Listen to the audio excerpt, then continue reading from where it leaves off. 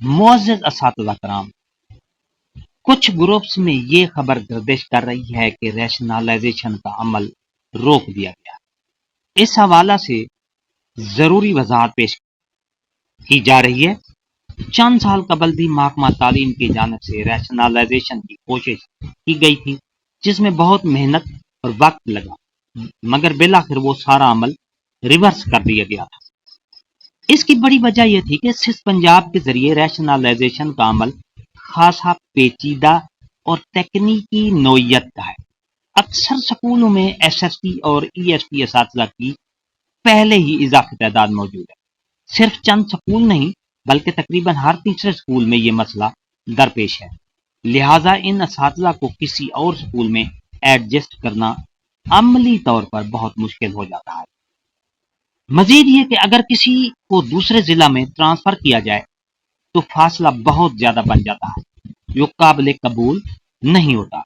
साबका कोशिशों में भी यही मसला रहा है, और जब असातिज़ा ने अदालत से रुजू किया तो हुकूमत को कई सीटें खत्म करनी पड़ी और बिल आखिर अमल को वापस लेना पड़ा।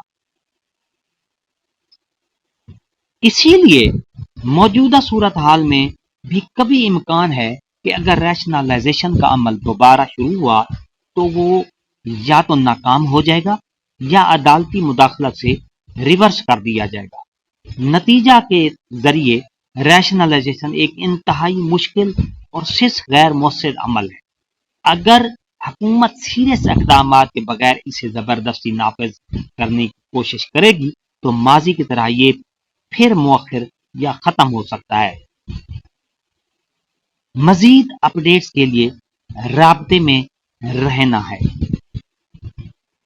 कि रैशनलाइजेशन का काम सिर्फ इस वजह से रोक दिया गया है क्योंकि जो स्कूल पैफ के फेज 3 में आ रहे थे, अगर रैशनलाइजेशन करते हैं तो सीटें दोबारा से इन स्कूलों में फिल हो जाएंगी और स्कूल फेज 3 की कैटेगरी से निकल जाएंगे, क्योंकि सिस्टम ने खुद ब खुद 20 किलोमीटर की रेंज में ट्रांसफर कर देना था और फेज 3 वाली भी सीट्स फिल हो जानी थी।